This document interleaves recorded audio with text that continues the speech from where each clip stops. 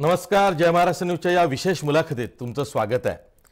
एखादा राष्ट्रीय पक्ष जसा की काँग्रेसमध्ये राहून मुस्लिम आमदारानं आपल्या भागातल्या प्रश्नांवरती विधानसभेत आवाज उठवणं, सरकारकडे दाद मागणं, त्याच वेळी आपला जो मतदारसंघ आहे तो स्वतःचा गड तयार करणं, हे फार क्वचित घडतं.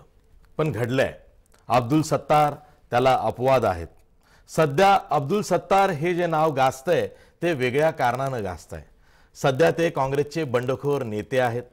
औरंगाबादमध्ये तिकीट वाटपापासून उमेदवार जाहीर केल्यानंतर सुद्धा अब्दुल सत्तार यांचं बंड शमलं नाही.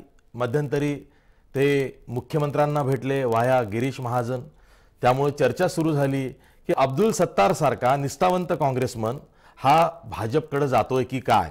पण सध्या अब्दुल सत्तार रोज नवं राजकारण करतायत, त्यातनं नव्या खेळ्या करतायत, त्यातनं वेगळी चर्चा होत्या. या सर्व विषयावर बोलण्यासाठी आपल्यासोबत खुद्द अब्दुल सत्तार आहेत. अब्दुल सत्तार, जय महाराष्ट्र न्यूजच्या या विशेष मुलाखतीत तुमचं स्वागत आहे. सुरुवातीला तुम्ही बंड का केलं, बंड शमलं का, हे मी तुम्हाला विचारणार नाहीये. नमस्कार. मी तुम्हाला हे विचारणार आहे की जेव्हा तुम्ही असं म्हणता की मी अजूनही निष्ठावंत काँग्रेसमन आहे, मग तुम्ही या निवडणुकीत काँग्रेससाठी प्रचार का करत नाही?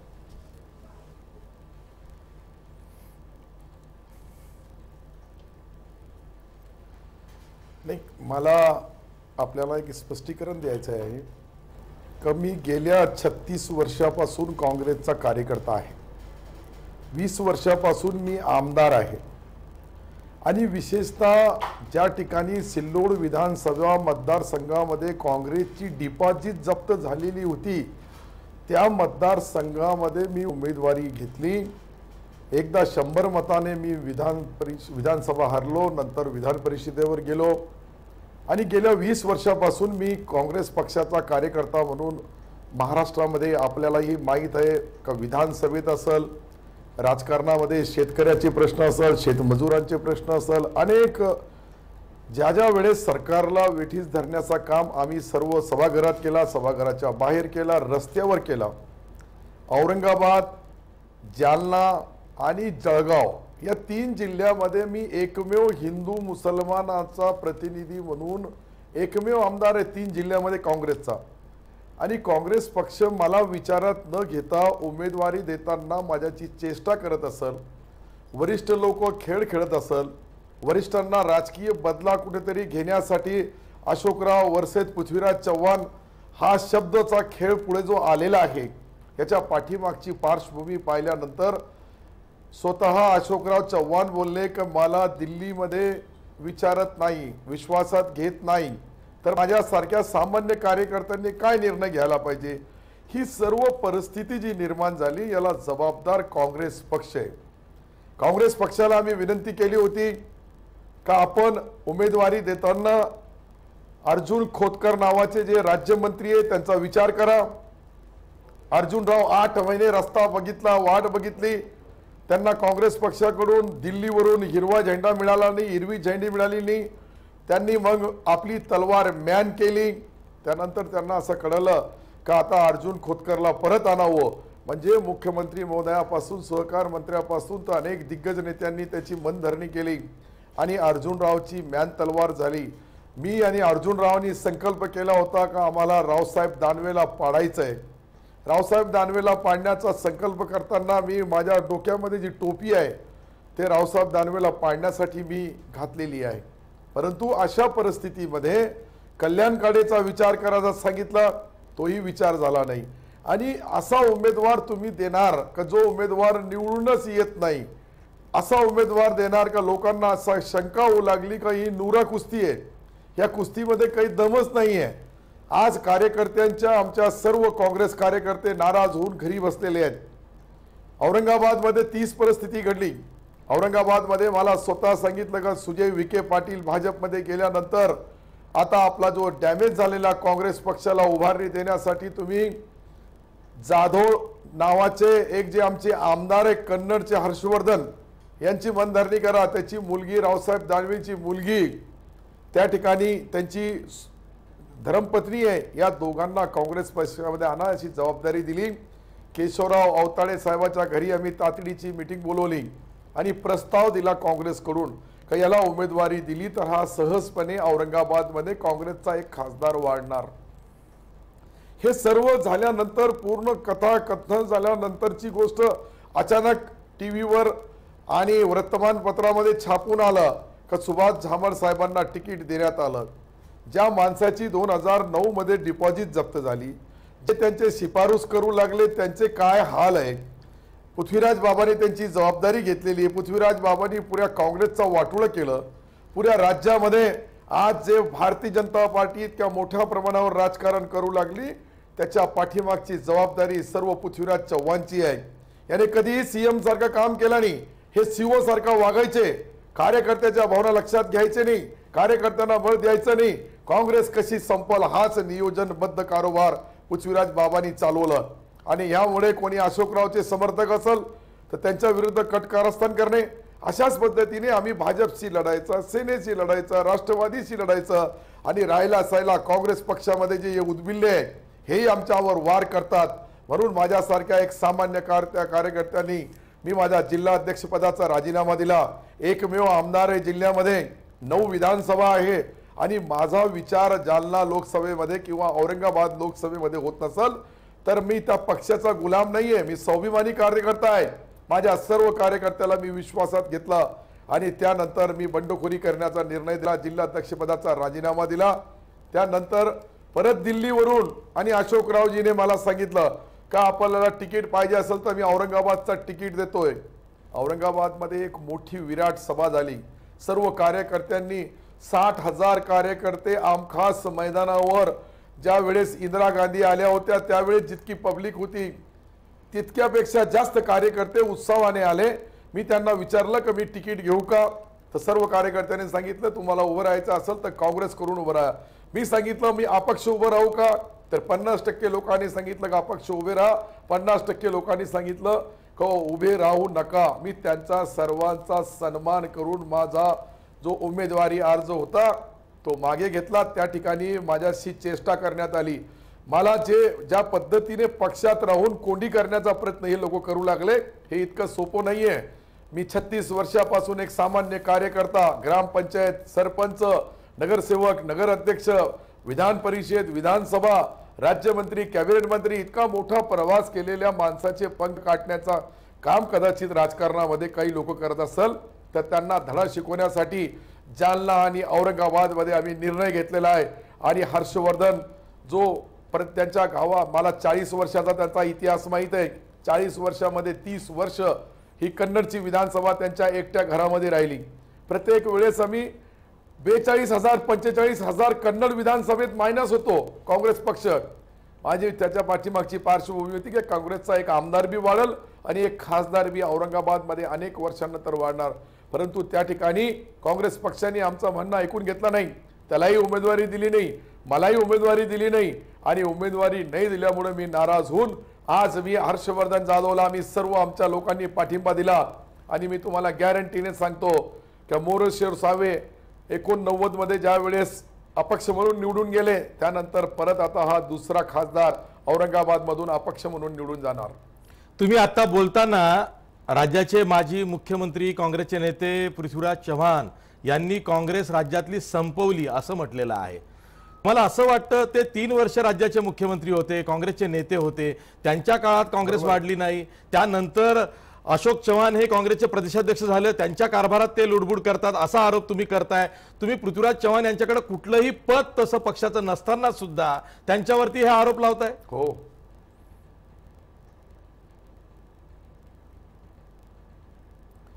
मी आपल्याला गॅरंटीने सांगू लागलो काँग्रेस कशी बिघडल, काँग्रेसचा कसा पराभव होईल, काँग्रेसला कशा पद्धतीने कोणत्याही पक्षाकडून ज्या वेळेस काँग्रेस पक्ष कसा बदनाम होईल हेच काम करतात ते. अशोक चव्हाणला बदनाम करण्याचा षडयंत्र नाही. दिल्लीमध्ये यांना विचारत नाही तर अशोकरावची किंमत कमी करायची हे राजकारण महाराष्ट्रामध्ये पृथ्वीराज चव्हाणनी चालू केलेलं आहे. आणि मी जे सांगू लागलो जबाबदारीने तुम्हाला सांगू लागलो, मी बगैर जबाबदारीने कधी बोलत नाही. औरंगाबादची जागा त्यांनी त्यांच्या गॅरंटीवर घेतलेली आहे, मग त्यांनी निवडून आणावं.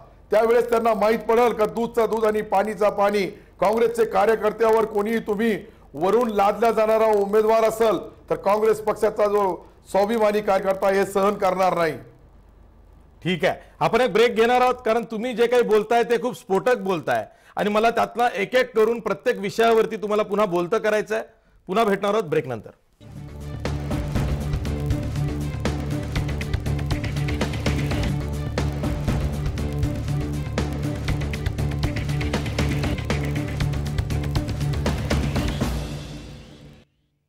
ब्रेक नंतर पुन्हा तुमचं स्वागत. आपल्यासोबत काँग्रेसचे बंडखोर नेते आमदार अब्दुल सत्तार आहेत. अब्दुल सत्तार, तुम्ही आता बोलता बोलता असं म्हणालात की हर्षवर्धन जाधव आणि अर्जुन खोतकर यांना वळवण्याचं किंवा यांना काँग्रेसचं तिकीट देऊ करण्याचं मध्यस्थीचं काम तुम्हाला काँग्रेसनं सोपवलं होतं. या दोघांबरोबर तुमची काय चर्चा झाली? पहिल्यांदा आपण बोलूया अर्जुन खोतकर यांच्याविषयी. अर्जुन खोतकर यांना तुम्ही जाऊन भेटला होता. तुम्ही तेव्हा असं सांगितलं होतं की बघा, लवकरच काहीतरी आनंददायी बातमी ही मी माझ्या कार्यकर्त्यांना देणार आहे. पण काही झालं नाही. उलट अर्जुन खोतकर मातोश्रीवर गेले आणि त्यांचं बंड शमलं.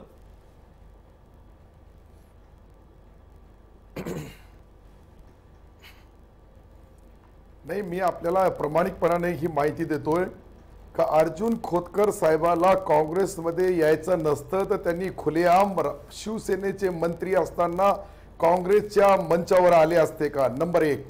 नंबर 2, त्यांनी दुसरी सभा घेतली सिल्लोडमध्ये, तालुक्याच्या भराडी या गावात, मोठ्या गावात. नंबर 3, त्यांनी सभा घेतली भोकरदनमध्ये.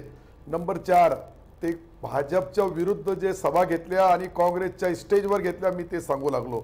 सिल्लोडच्या माझ्या ऑफिसमध्ये राहुल गांधी आणि अशोक चव्हाणचे फोटो लागलेले आहेत. त्या ठिकाणी आमच्या सर्व सन्माननीय नगरसेवकांचा सत्कार केला.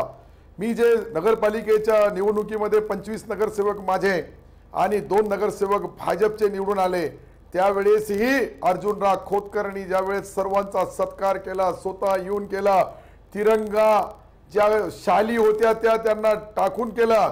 आपण अंदाजा लावा का एक राज्याचा मंत्री सातत्याने 10 महिने माझ्या सोबत राहतो आणि माझ्या सोबत आल्यानंतर तो स्टेटमेंट देतो कमी रावसाहेब दानवेला पाडणारच. तुमच्या ही चॅनलवर अनेक वेळेस मी त्यांचा तो स्टेटमेंट पाहिला. हे सर्व कशाचाच होतं काय? हे कशामुळे अर्जुनराव करत होते? कारण की त्याच्या पाठीमागं आमच्या दोघांची जे पद्धतीने मैत्री आहे, ते माझे परिवाराचे सदस्य, मी त्यांचा मित्र आहे आणि मित्रांनी दुसऱ्या मित्राला निमंत्रण दिल्यानंतर या जालना लोकसभेची परिस्थिती अशी होती का या ठिकाणी अर्जुन खोतकरचा एक वेगळा वलय आहे, एक राजकारणामध्ये वेगळी छबी आहे. 5 वेळेस जो विधानसभेचा सदस्य राहिला, 2 वेळेस मंत्री राहिला, तो काँग्रेस पक्षामध्ये यायला तयार आहे, परंतु दिल्लीवरून त्याला परवानगी मिळाली नाही. आमचा कंट्रोल दिल्लीला असतो. मी अशोकराव चव्हाण साहेबला तुम्ही विचारा का 4 वेळेस माझी अर्जुन खोतकरची आणि अशोकरावची भेट झाली. मी सर्व ही फॉर्मॅलिटीज काही कागदावर केली नाही, माझ्याकडे त्याचे पूर्ण प्रूफ आहे, त्याचे पूर्ण सबूत माझ्याकडे आहेत. हे सर्व केल्यानंतर पण पक्षाला याची जाणीव नाहीये. ज्या वेळेस अर्जुनराव आमच्या हातातून निसटले, ज्या वेळेस अर्जुनराववर दबाव तंत्र वापरला गेला, 5 जे सर्वे झाले, 5ही सर्वेमध्ये अर्जुन खोतकर लाखोच्या मताने निवडून येणार हे सर्वे आला आणि महाराष्ट्राचा प्रदेश भाजपचा अध्यक्ष पडणार हे संकेत मिळाल्यानंतर सन्माननीय मुख्यमंत्री महोदय, सहकार मंत्री देशमुख साहेब, अनेक लोकांनी त्याला गळ टाकला आणि त्याला दबाव तंत्र वापरून आणि त्या ठिकाणी सत्ता आणि सत्तेमध्ये राहिलेल्या लोकांना कसं कंट्रोल करायचं हे भारतीय जनता पार्टीच्या लोकांना चांगलं माहिती आहे. आणि त्यांनी हे केल्यानंतर अर्जुनराव ज्यावेळेस गेले आमच्याकडून, त्यावेळेस काँग्रेसचे नेते मला दिल्लीवरून फोन करू लागले, आप कैसा भी करके उनको लेके आओ. अरे जब वो आ रहे उनको लेते नहीं, जब वो नहीं आते बोलते उनके पास जाओ और उनको लेके आओ. ऐसा ज्या पद्धतीने हे जे राजकारण चालू आहे दिल्ली आणि ठीक आहे. मुंबईला, अब्दुल सत्तार, माझा दुसरा प्रश्न आहे त्याला जोडून. एकीकडे तुम्ही म्हणताय की भाजपचे प्रदेशाध्यक्ष रावसाहेब दानवे यांना जालन्यामध्ये हरवायचं आहे, त्यासाठी तुम्हाला अर्जुन खोतकर हवे होते, आणि त्याच वेळी रावसाहेब दानवेंचे जे जावई आहेत हर्षवर्धन जाधव यांच्यासाठी तुम्ही औरंगाबादच्या उमेदवारीसाठी प्रयत्न करताय. हा विरोधाभास नाहीये का? एकीकडे रावसाहेब दानवेंना विरोधही करायचा, दुसरीकडे त्यांच्या जावयांना म्हणजे हर्षवर्धन जाधवांना त्यांच्या उमेदवारीसाठी काँग्रेसच्या प्रयत्न करायचं, हे कसं काय?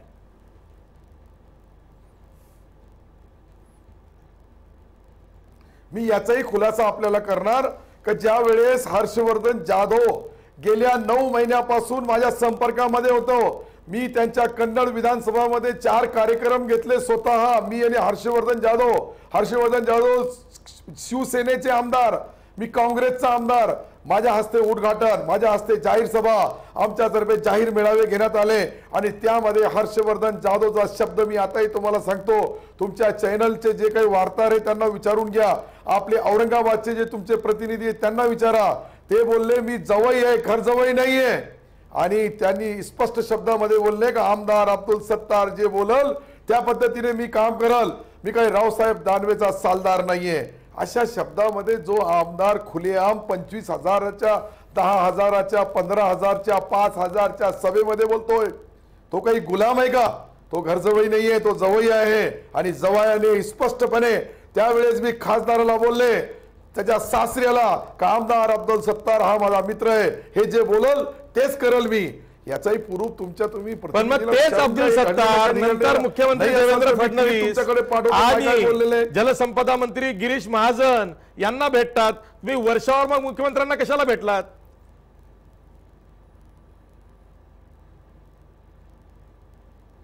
आता तेही तुम्हाला स्पष्ट करून देतो ना मी त्याचाही. जाधव साहेब, मी तुम्हाला स्पष्टपणे माझ्या पक्षाने माझी कदर केली नाही, माझी किंमत केली नाही. मी ज्या वेळेस हे सर्व घटनाक्रम सन्माननीय मुख्यमंत्र्याला माहीत पडलं, सन्माननीय मुख्यमंत्र्यांनी मला स्वतःचा विमान पाठवला 11 वाजता घ्यायला, आणि ते मला घ्यायला त्यांचा माणूस आला, त्यांचा मित्र आला, त्यांचा मंत्री आले, आणि मी त्यांच्या सोबत गेलो.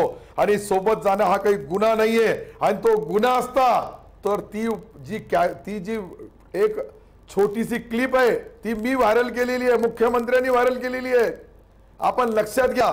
पण त्यानंतरही मी काय बोललो तुमच्या चॅनलवर, मी हेच बोललो का मी भारतीय जनता पार्टीत जाणार नाही, परंतु भारतीय जनता पार्टी वाले माझा सन्मान करत असेल आणि काँग्रेसवाले मला गद्दारीचा सर्टिफिकेट देत असेल तर अशा पक्षात कशाला राहायचं, म्हणून मी राजीनामा दिला.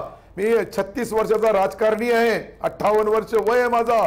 ज्या ठिकाणी या औरंगाबाद लोकसभेमध्ये मुसलमान आणि दलित बांधवांचे मतदान 7 लाख आहे, 2 लाख हिंदू बांधव माझे मित्र आहे. जसा मी सिल्लोडला निवडून येतो 40,000 मुसलमान, 2,60,000 हिंदू बांधव आहे, त्यांच्या मतावर मी निवडून येतोय. आणि हे आल्यानंतर काँग्रेस पक्षवाले अकोल्याला प्रकाश आंबेडकरला पाडण्यासाठी हिदायतबाईला तिकीट देतात. तो हिदायतबाई सामान्य माणूस आहे, त्याला एक हात भी नाहीये, पंजाबी नाही, त्याच्या हातामध्ये बलजबरी पंजा घुसतात. अशा पद्धतीने मुसलमानाला बदनाम करण्याचा काम काँग्रेस पक्षाला कदा खऱ्या मुसलमानाची काळजी असते. शेवटचा प्रश्न विचारतोय अब्दुल सत्तार, आणि ही झाली लोकसभा निवडणूक, 4-5 महिन्यानंतर राज्यात विधानसभा निवडणूक आहे. तुम्ही सिल्लोडचे विद्यमान आमदार आहात, काँग्रेसचे आमदार आहात.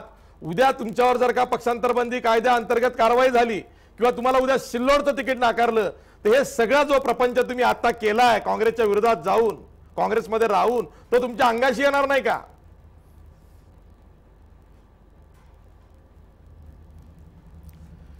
मी हिम्मतवाला कार्यकर्ता आहे, मी कोणाच्या भरोश्यावर पक्षाच्या भरोश्यावर राजकारण करत नाही. तुम्हाला मी परत अशीच जी एक आठवण करून देतोय का सिल्लोड मध्ये डिपॉझिट जप्त झालेल्या पंजा निशाणीला मी वलय दिलेला आहे, आणि ते कार्यकर्ते माते जीवाभावाचे हे दाखवून देतील विधानसभेमध्ये. मी गेल्या मोदी लाट मध्ये 20,000 मताने निवडून आलो होतो, आता 50,000 मताने निवडून येणारे लिहून घ्या. मी कार्यकर्ता आहे, मी सामान्य माणूस आहे, मी लोकल गाडी आहे, हात दाखवा गाडी थांबवा, सर्व जाती धर्माला सोबत घेऊन चालतो, राजकारण करतो. अनेक राजकारणी आले माझ्या सोबत आणि अनेक राजकारण्यांनी मला कुठेतरी शह देण्याचा प्रयत्न केला, पण मी त्यांना प्रतिशह देऊन एक अल्पसंख्याक माणूस हिंदू बांधवांच्या मतावर निवडून येतो. ज्या ठिकाणी काँग्रेसची डिपॉझिट जप्त झालेल्या मतदारसंघात अब्दुल सत्तार निवडून आला आहे. नाहीतर काँग्रेसने कोणताही माणूस तिथे माझ्या विरुद्ध उभा करावा, त्याची डिपॉझिट जप्त नाही केली तर माझं नाव अब्दुल सत्तार बोलायचं नाही. ठीक आहे, तुम्ही वेळात वेळ काढून आमच्याशी बोललात आणि आज तुमची मुलाखत यासाठी केली की एकीकडे राष्ट्रवादी काँग्रेसनं उमेदवारांची निवड करताना अर्धी बाजी मारली, तिथंच काँग्रेसनं उमेदवारांची निवड करताना अर्धी बाजी हरली. हेच तुमच्या बोलण्यातून खरं तर मुलाखतीतून घ्यायचं होतं, तेच मिळालेलं आहे. एकीकडं प्रदेशाध्यक्ष अशोक चव्हाण, दुसरीकडं काँग्रेसचे ज्येष्ठ नेते पृथ्वीराज चव्हाण, या 2 चव्हाणांमध्ये काँग्रेस गुरफटली आहे का, यावरती आता इथून पुढे चर्चा होईल. धन्यवाद अब्दुल सत्तार, तुम्ही वेळात वेळ काढला आणि ही मुलाखत दिली. इथेच थांबतो. पाहत राहा जय महाराष्ट्र न्यूज.